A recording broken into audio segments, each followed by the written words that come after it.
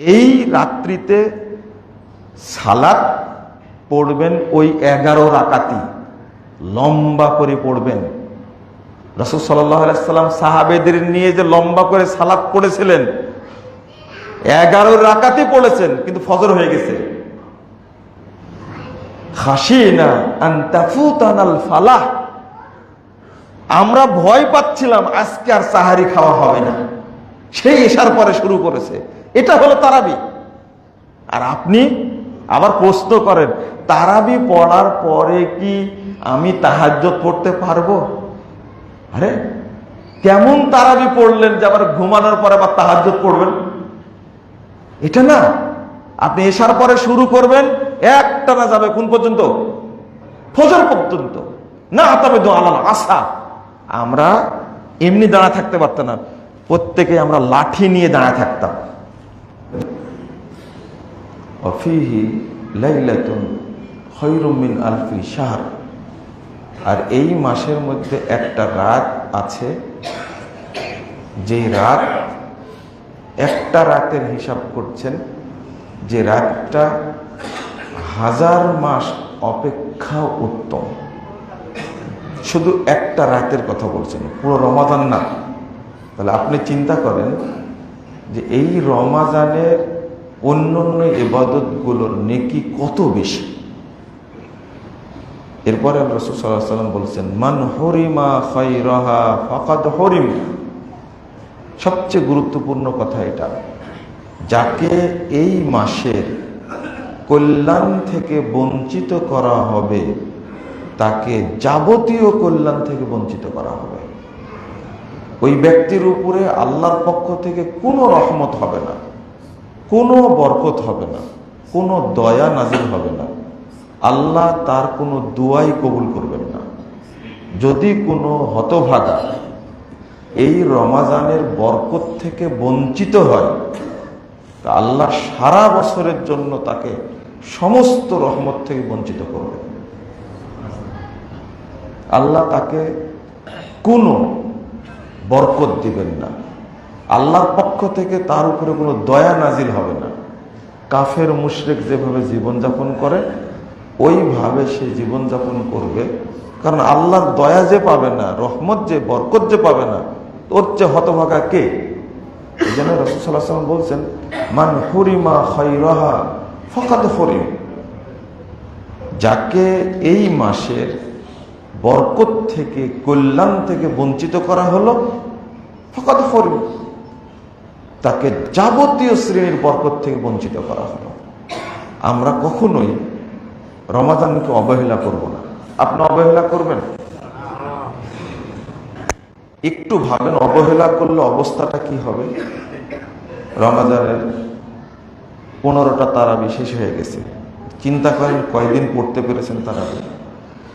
কোরআন তেলাওয়াত কয় পারা করতে পেরেছেন একটু ভাবেন।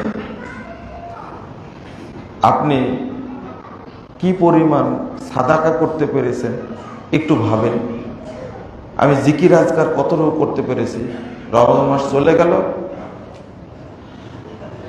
মসজিদে এসে ফরজ সালাতগুলো আদায় করব সেই সুযোগটাও আমি পেলাম না।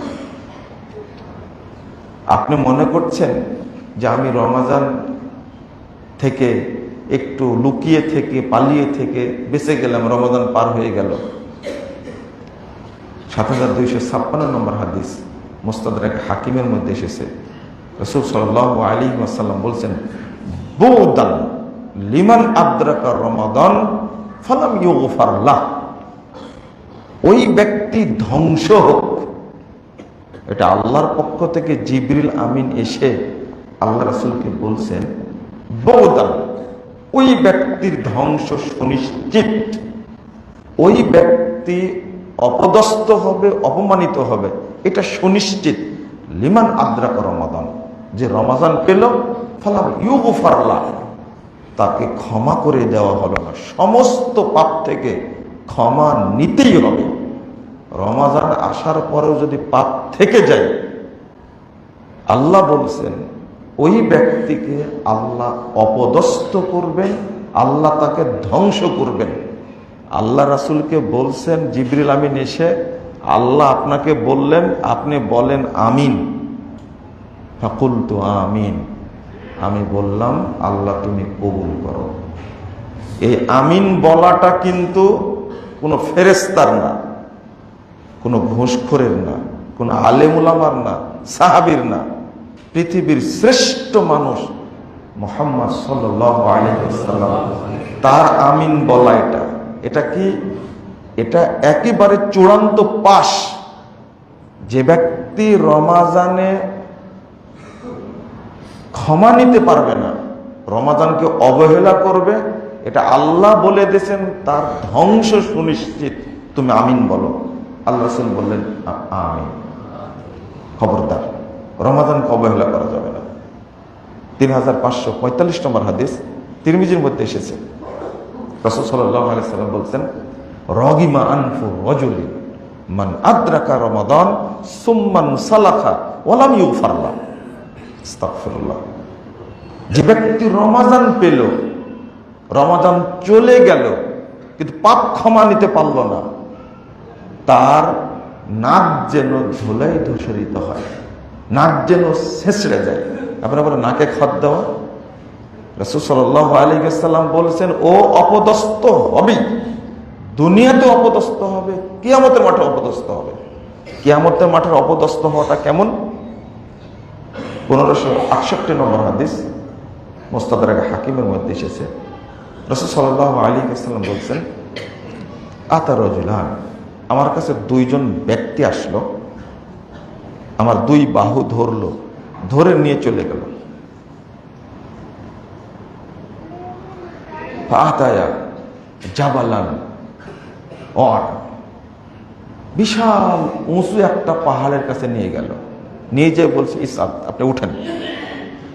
তখন আমি বলছি, লাউতি কুহা, আমি এত উঁচু পাহাড়ের উপরে উঠবো কি করে, আমি তো উঠতে পারবো না।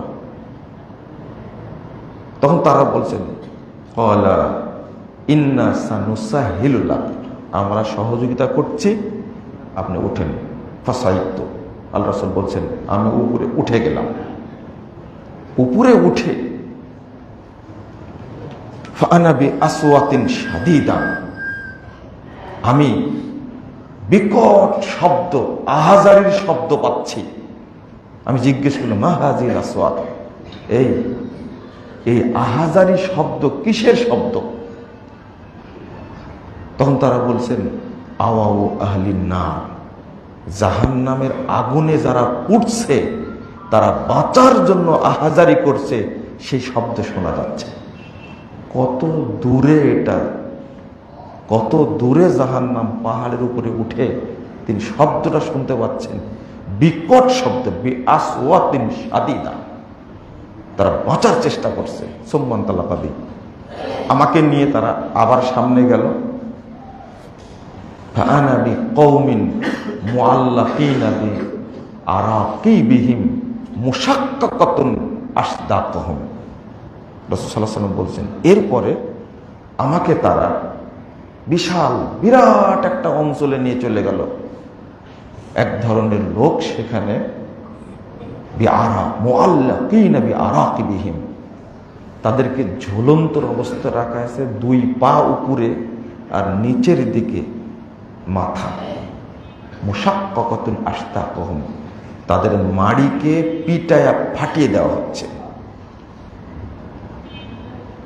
আমরা কলসা বলি এটাকে, তাই না, চল, এটাকে ফাটিয়ে রক্তাক্ত করে দেওয়া হচ্ছে।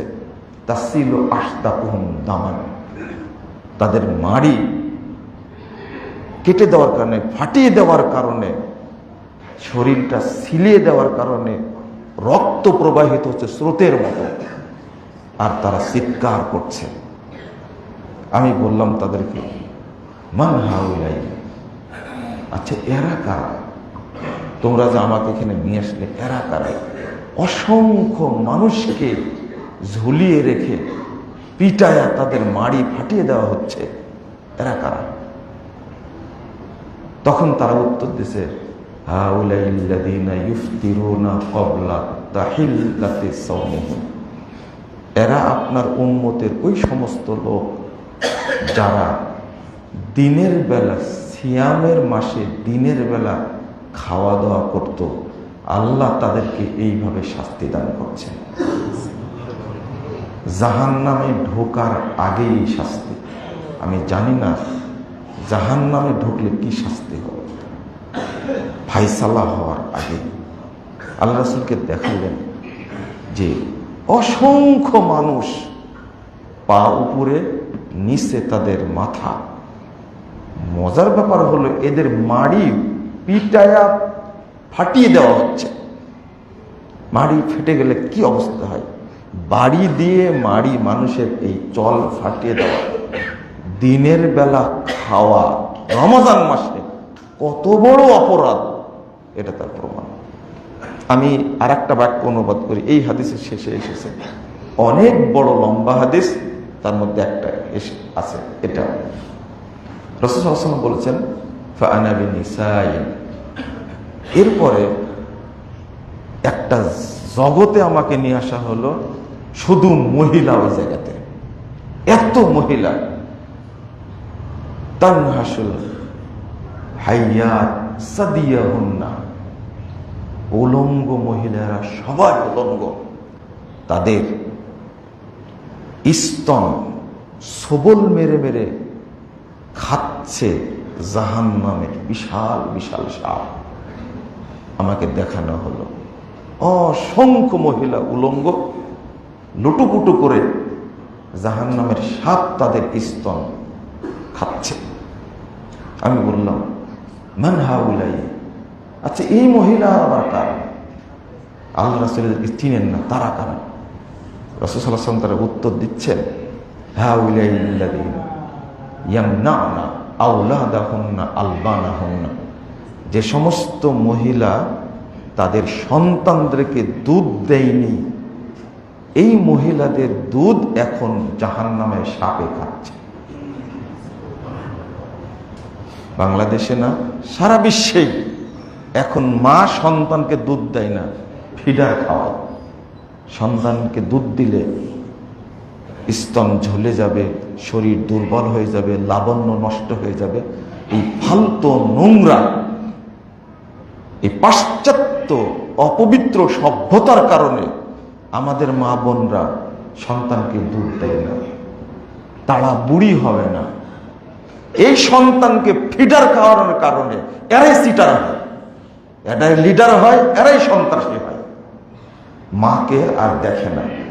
সবচেয়ে বড় ব্যাপার কি জানেন? বড় ব্যাপার হলো, কেন হাদিসটা এখন বললাম, মা যদি দুধ দেয় সন্তানকে, ইসলাম বলেছে রমাদানের সিয়াম এখন রাখবে না, পরে রাখবে, দুধ খাওয়াতে হবে।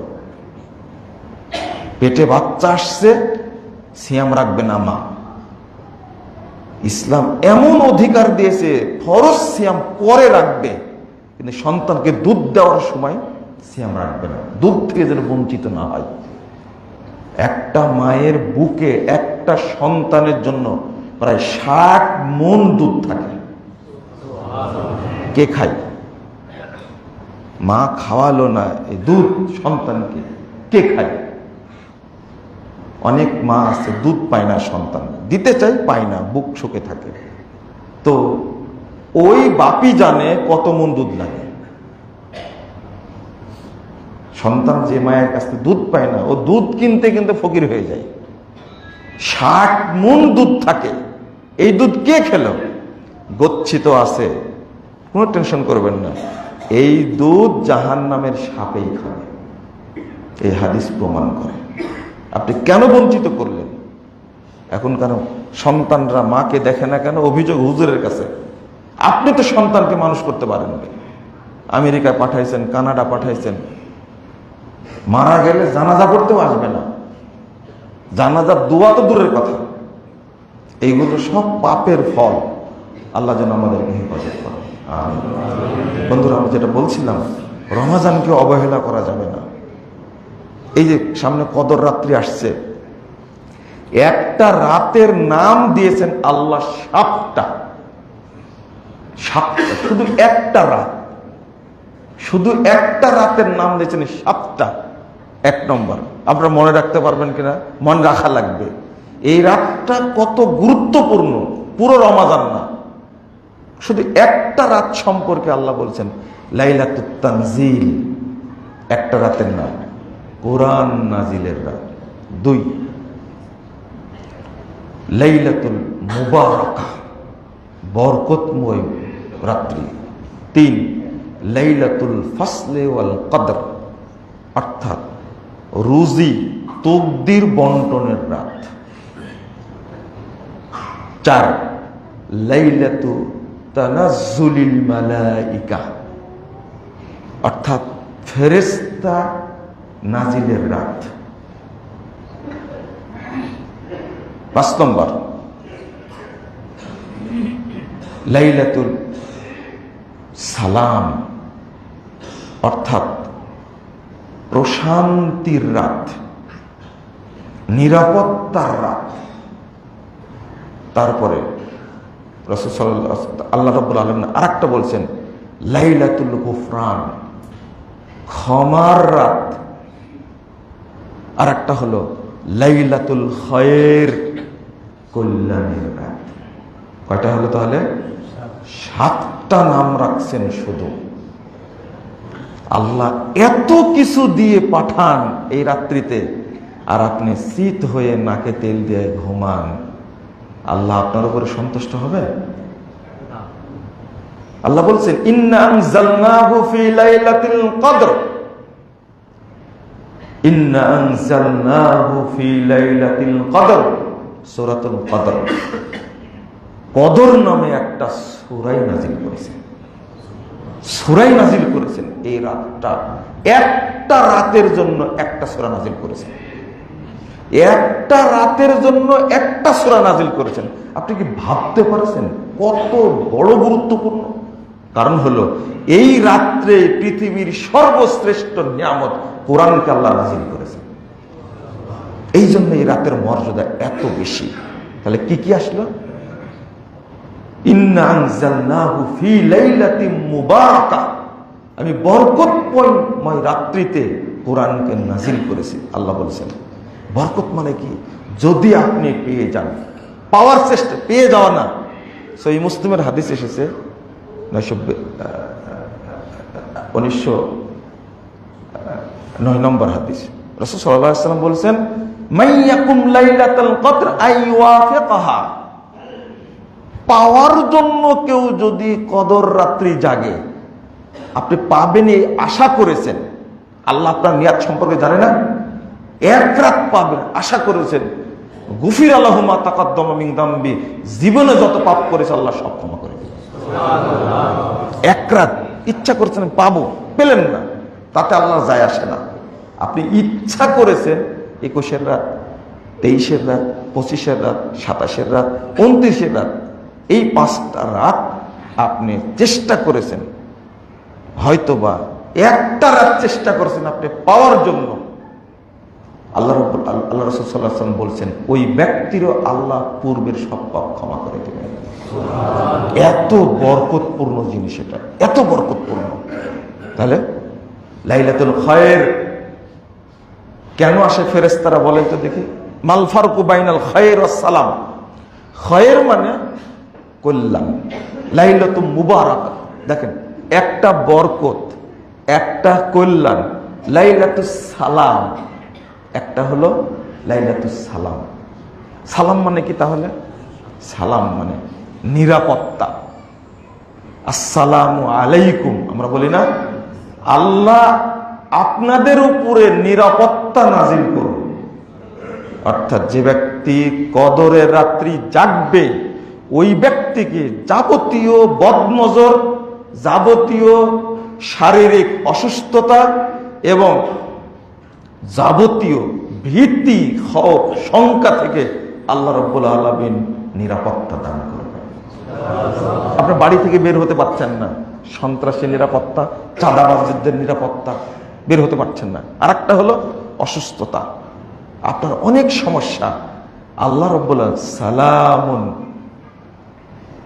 হিয়া হাত্তা মাতলাইল ফাজর, নিরাপত্তা নাজিল করতে থাকে তারা ফজর পর্যন্ত। আল্লাহু আকবার। আপনি যদি পেয়ে যান ওইটা, এক রাত জাগবেন, আপনি 7টা জিনিস নগদ দান করবেন। আপনি শারীরিক নিরাপত্তা পাবেন এবং বাহ্যিক নিরাপত্তা পাবেন। এটা লাইলাতুল সালাম, লাইলাতুল খায়র। এটা কি? দুনিয়ার যত কল্যাণ আল্লাহ রাব্বুল আলামিন সব আপনাকে দান করবেন। খায়রুম মিন আলফি শাহর, 1000 মাসের যত কল্যাণ আপনি এক রাত্রিতে আপনি পেয়ে যাবেন। 1000 মাস মানে কত বছর চিন্তা করেছেন আপনি? 1000 মাস মানে 84 বছর। 84 বছরের কল্যাণ আপনি একদিনে পেয়ে যাবেন। আল্লাহ রাব্বুল আলামিন দান করবেন। এর নাম হলো কদর রাত্রি। আবার বলছেন কি? লাইলাতুল মুবারাকা, লাইলাতুত তানাজ্জুলিল মালাইকা, বরকতময় রাত। মানে আপনি যত ইবাদত করবেন, যত কল্যাণ পাবেন, সমস্ত কল্যাণ আল্লাহ বরকত দান করবেন। মনে করেন কল্যাণ পেলেন আপনি, কি কল্যাণ বলতে আপনি একটা জিনিস আল্লাহর পক্ষ থেকে গিফট পেলেন। এই গিফটটাতে আল্লাহ এত বরকত দিবেন আর কোনদিন শেষ হবে না। এটা হলো লাইলাতুল মুবারাকা, লাইলাতুত তানাজ্জুলুল মালাইকা। যেমন আপনি 2 রাকাত সালাত পড়লেন, 2 রাকাত সালাত পড়লেন, এটা ইবাদত করলেন 2 রাকাত। আল্লাহ এই 2 রাকাতের নেকিতে এত বরকত দিবেন, আপনার আমল নামা এই নেকিতে সমৃদ্ধ হবে। এর হলো লাইলাতুল মুবারাকা। আপনি তারাবি সালাত পড়লেন, এটা হলো ইবাদত, নেকি তো পাবেন, কিন্তু এই তারাবি পড়ার কারণে আল্লাহ স্পেশাল এই রাত্রিতে বারাকা দিলেন। আপনি 1 টাকা দান করলেন ফকিরকে, এটা আপনার দান, দানের যে নেকি, এর বরকতটা কি? লাইলাতুল মুবারাকা। 1 টাকাতে আল্লাহ কি পরিমাণ বরকত দিবেন আপনি কল্পনাও করতে পারবেন না। এটা হলো, একটা হলো কল্যাণ, আর একটা কি? বারাকা আর সালাম। আর একটা হলো লাইলাতুত তানাজ্জুলিল মালাইকা। ফেরেশতারা নাজিল হয় কেন?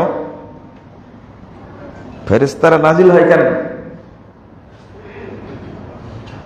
আল্লাহ ফেরেশতা না পাঠায় কি বরকত, কল্যাণ, ভাগাভাগি করতে পারতেন না? ফেরেশতারা পাঠায় কেন? ইয়াতানাজ্জালুল মালাইকা বিররহমা ওয়াল বারাকা ওয়াস সাকিনা ওয়াল মাগফিরাহ। ফেরেশতারা নাজিল হয় রহমত নিয়ে, সাকিনা নিয়ে, বরকত নিয়ে এবং ক্ষমা নিয়ে, মানুষের দ্বারে দ্বারে হাজির হয়। আপনি ঘুমায় থাকেন, আপনি ঘুমায় আছেন, অত ফেরেশতারা আপনাকে গিফট দেওয়ার জন্য ঘুরে বেড়াচ্ছে, দ্বারে দ্বারে ঘুরে কদর রাত্রির দিনে কোন বান্দা এই রাত পাওয়ার জন্য অপেক্ষা করছে। আপনি যদি ঘুমিয়ে থাকেন তাহলে কি আল্লাহ আপনাকে কল্যাণ দিবেন না? বাঙালিরা এত বোকার বোকা, প্রথম দিকে মসজিদ ভর্তি হয়ে যায়, যখন শেষ দিক আসে মসজিদ ফাঁকা হয়ে যায়। অথচ শেষ দিকেই হলো কি? কদর রাত্রি, তাই না? আমরা রাত জাগতে জানি না। আবার কোনো কোনো জায়গায় রাত জাগার নামে বিশাল বিরিয়ানির অনুষ্ঠান চলে, তাই না?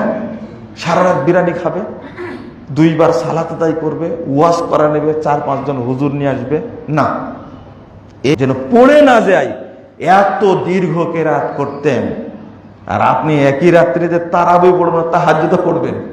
হ্যাঁ, তাহলে কেমন তারাবি পড়েছেন আপনারা? আধা ঘন্টাতে 11 রাকাত পড়ে তারাবি শেষ। এটা কি রাত্রি জাগা হলো? বিশেষ করে কদর রাত্রি শুরু করবেন, এটা তো মাত্র 5টি রাত্রি, 10 রাত্রি না, এটা 15 রাত্রি না, 1 মাস না, কয় রাত্রি?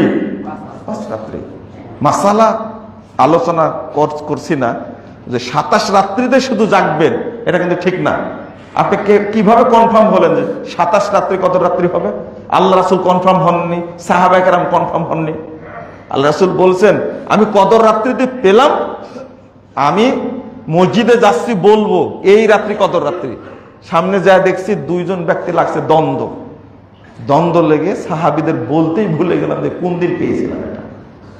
আল্লাহর নবীকে ভুলিয়ে দেওয়া হয়েছে, আর বাঙালিরা মনে করেছে 27 রাত্রি কদর রাত্রি। যা করি আমরা সব ভুয়া, না জেনে করি।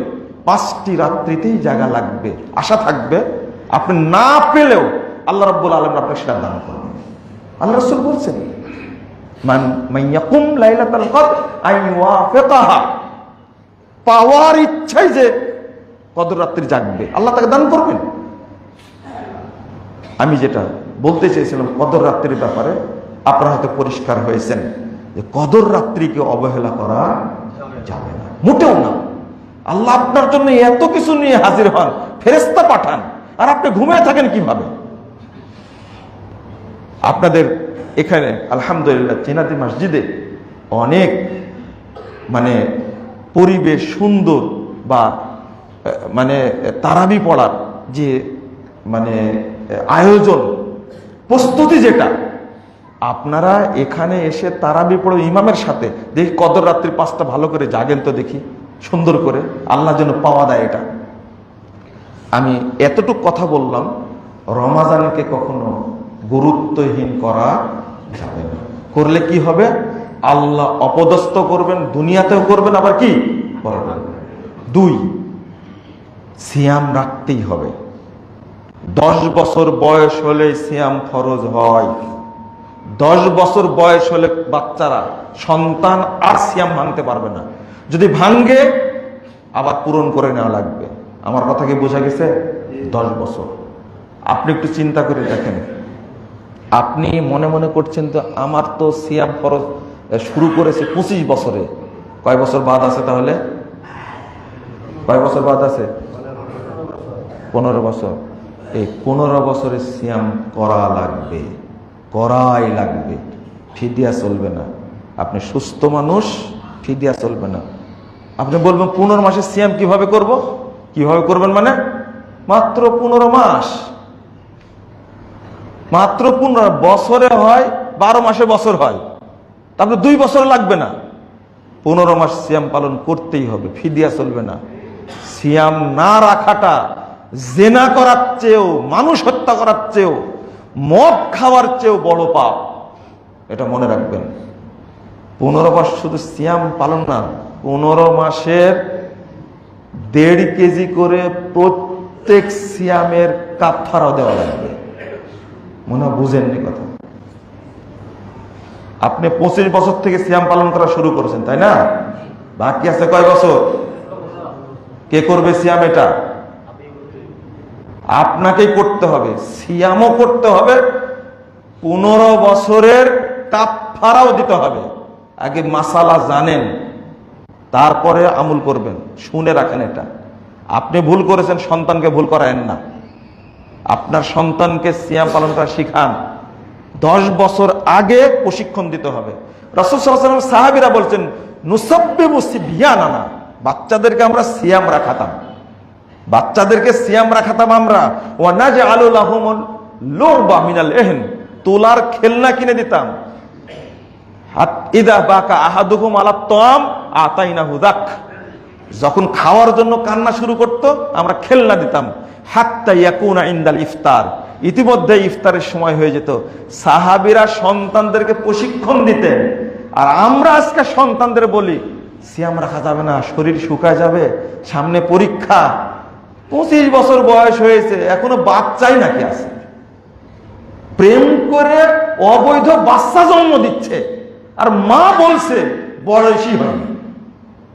কত বড় একজন হতভাগা বাপ মা হতে পারে।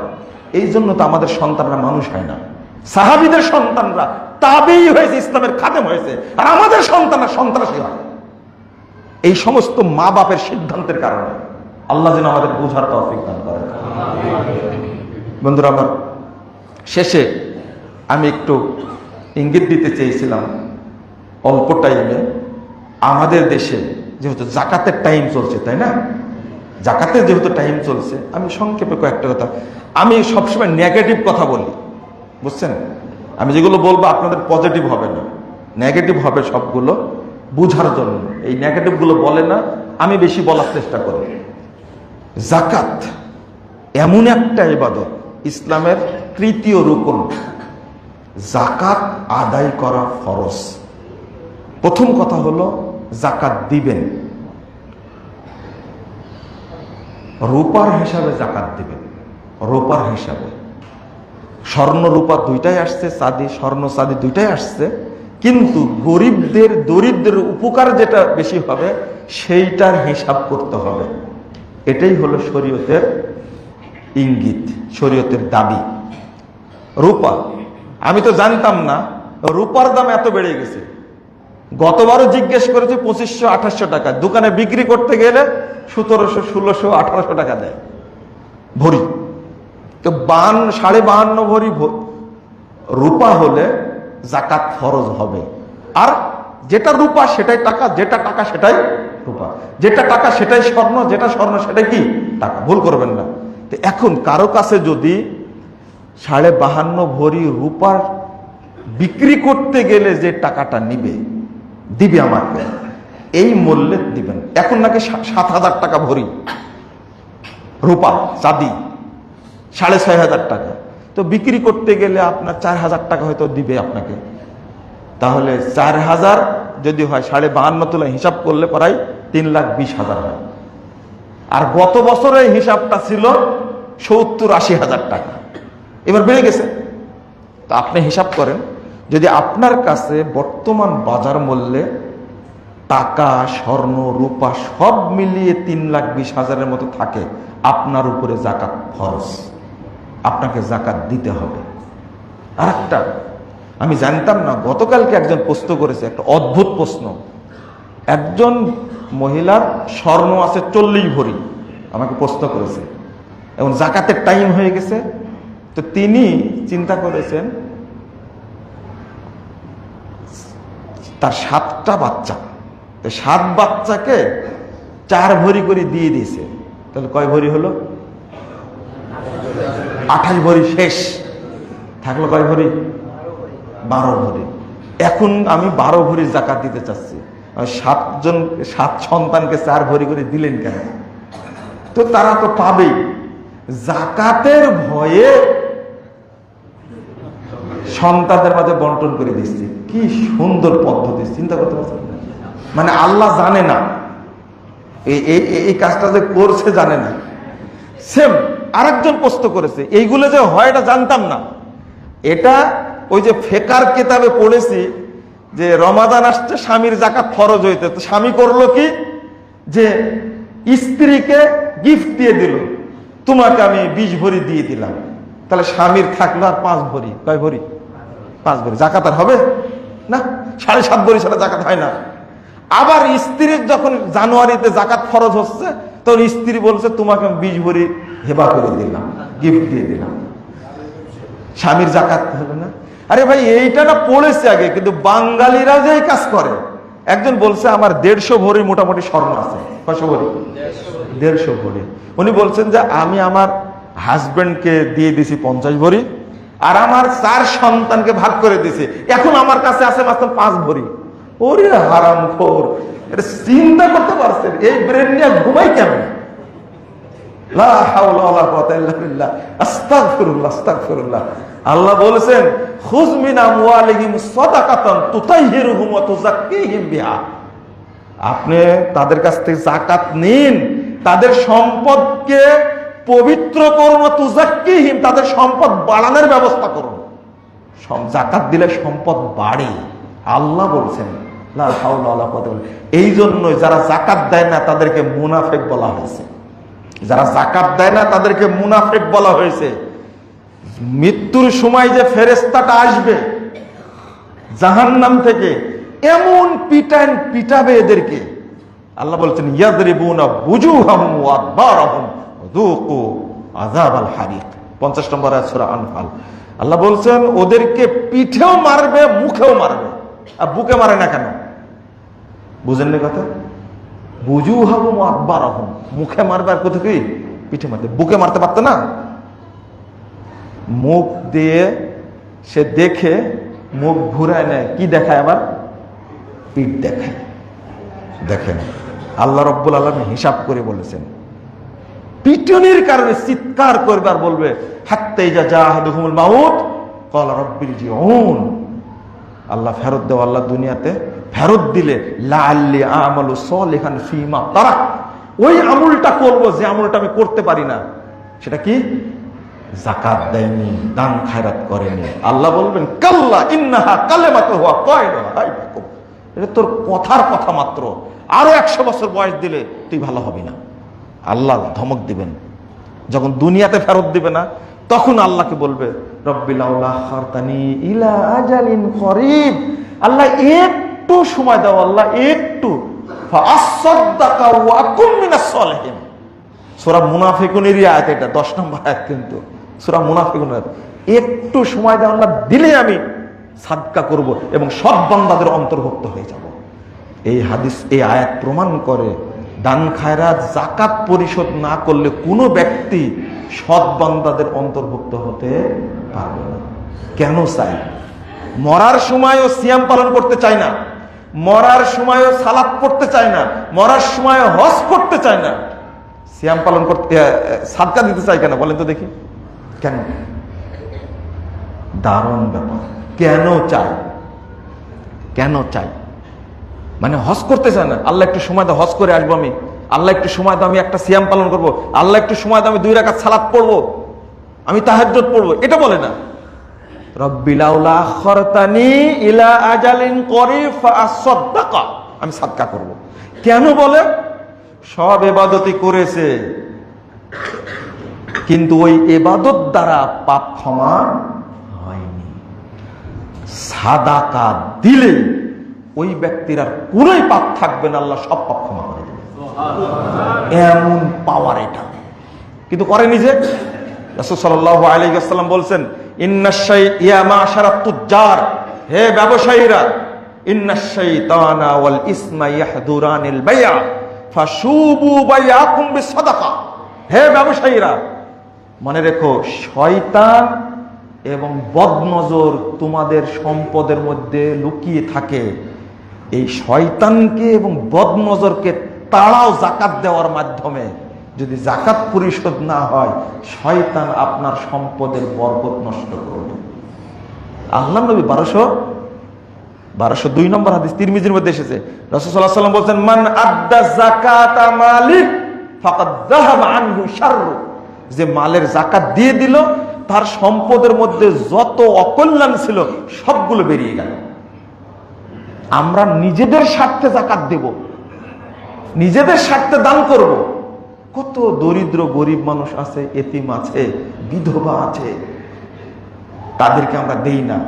বড় লোক যারা, একজন আমাকে গতকালকে মাসালা চেয়েছেন, আপনার বক্তব্য শুনে তো ভয় খেয়ে গেছি। কি?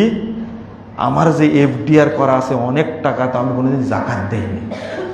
আমি বললাম যে স্বীকারও করছেন দেননি? হ্যাঁ স্বীকার করছি। তো এফডিআর করা টাকার যে যাকাত দিতে পারে জানা নাই? কত টাকা আছে? বেশি না, 1500 কোটি টাকা, বেশি না, 300-500 কোটি টাকা এফডিআর করা আছে। বাংলাদেশ নাকি ফকির রাষ্ট্র, কে বলেছে আপনাকে? যেগুলো নিয়ে গেছে দেশের বাইরে ওইগুলো কি অবস্থা? এফডিআর করে রাখছেন, ওই টাকা যাকাত দিতে হবে। ডিপিএস করে রাখছেন, যাকাত দিতে হবে। শেয়ার বাজারে ইনভেস্ট করেছেন, টাকা যাকাত দিতে হবে, দিতেই হবে। ল্যান্ডের ব্যবসা করেন, যাকাত দিতেই হবে।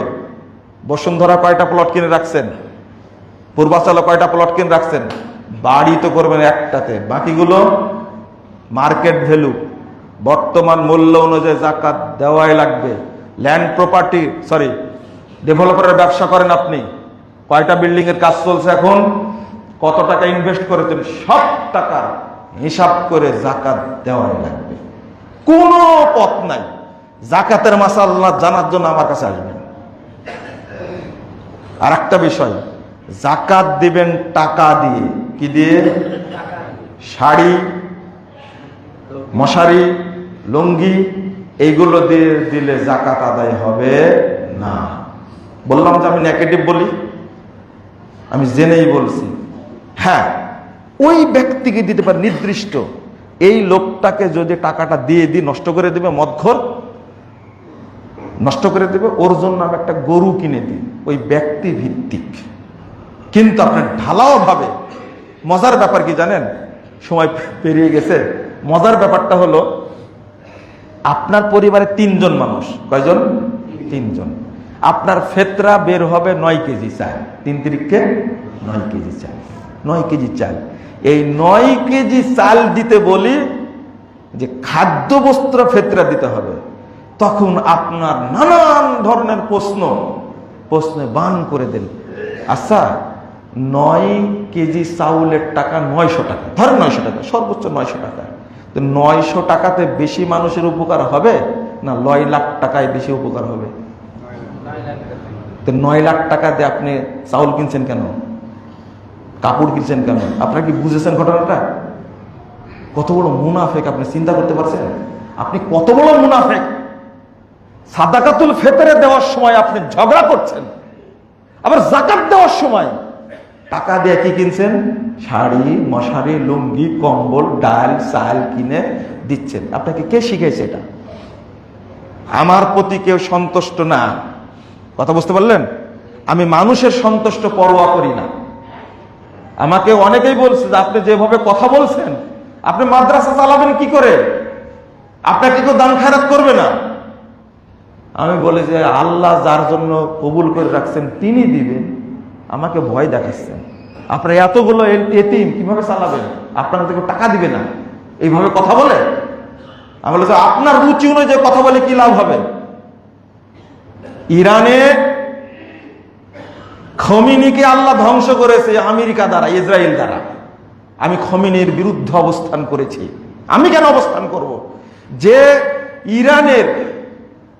ইরানে উমর রাদিয়াল্লাহু আনহুর খুনের মাজার তৈরি করে তাকে সেজদা করা হয়, যে ইরানের খমিনি মা আয়েশাকে, জুবায়ের, তালহা, মুয়াবিয়া তাদের মতো তো সাহাবী, তাদের সম্পর্কে বলতে আখবাসু মিনাল কিলাব ওয়াল খানাজির, এরা কুকুর এবং শুয়োরের চেয়ে বড় জঘন্য। আস্তাগফিরুল্লাহ, আস্তাগফিরুল্লাহ। যে খমিনি মারা গেছে, এই খমিনির বক্তব্য এটা। আপনারা তার পূজা করবেন আর আমি হকটা বলবো না?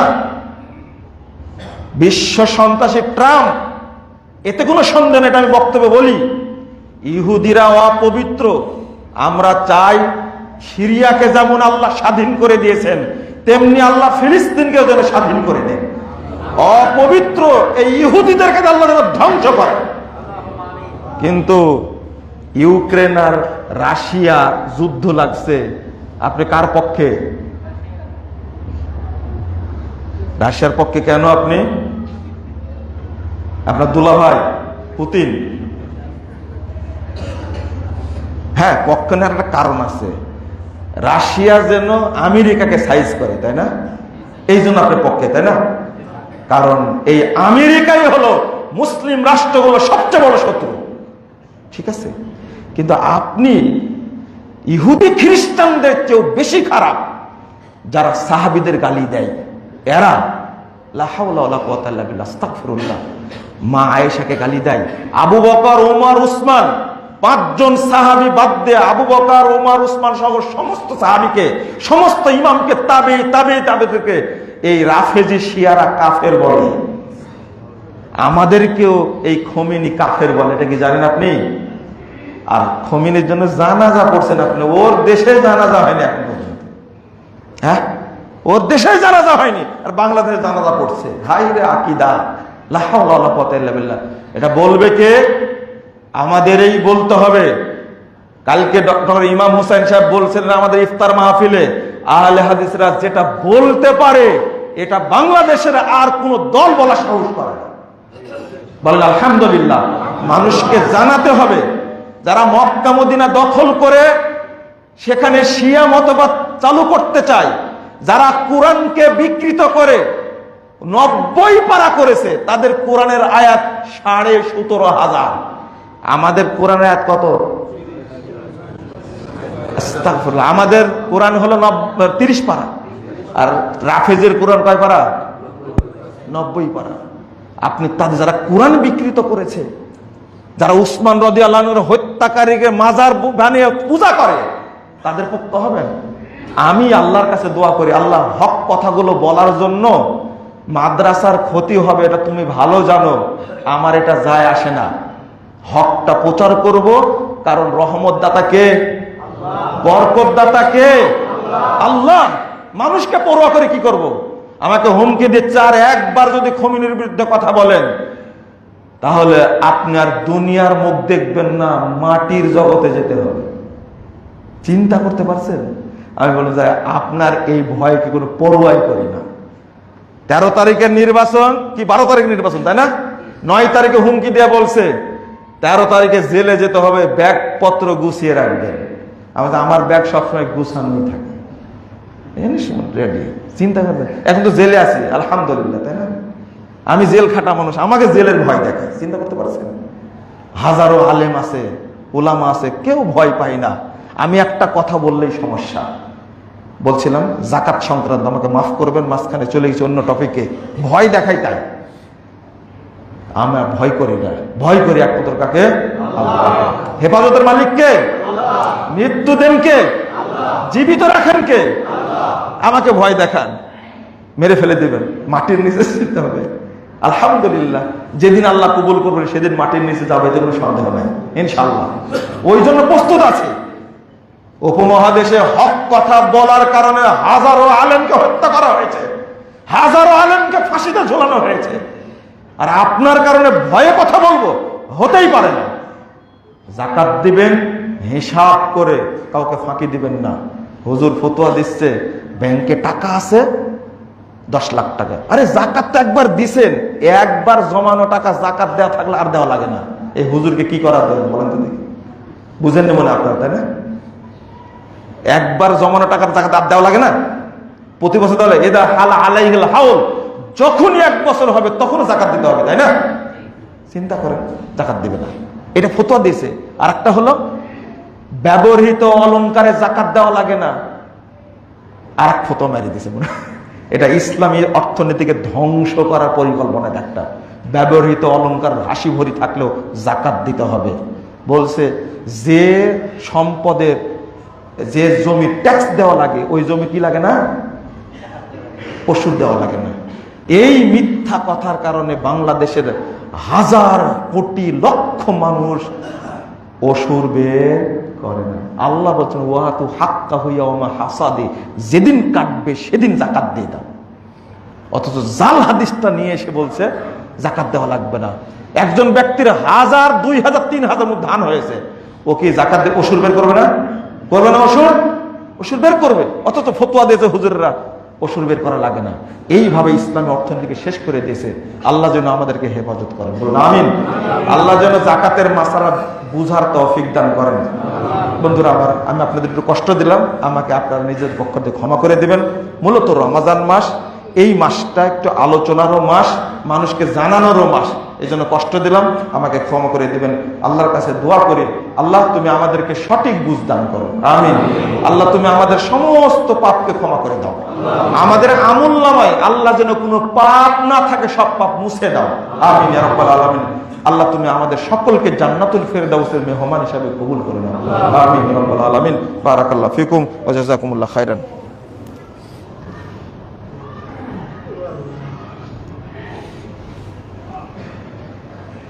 আলহামদুলিল্লাহি ওয়াহদা ওয়াসসালাতু ওয়াসসালামু আলা মান লা নাবিয়্যা বা'দা। আল্লাহুম্মা সাল্লি আলা মুহাম্মাদ ওয়া আলা আলি মুহাম্মাদ কামা সাল্লাইতা আলা ইব্রাহিম ওয়া আলা আলি ইব্রাহিম ইন্নাকা হামিদুম মাজিদ। আল্লাহুম্মা বারিক আলা মুহাম্মাদ ওয়া আলা আলি মুহাম্মাদ কামা বারাকতা আলা ইব্রাহিম ওয়া আলা আলি ইব্রাহিম ইন্নাকা হামিদুম মাজিদ।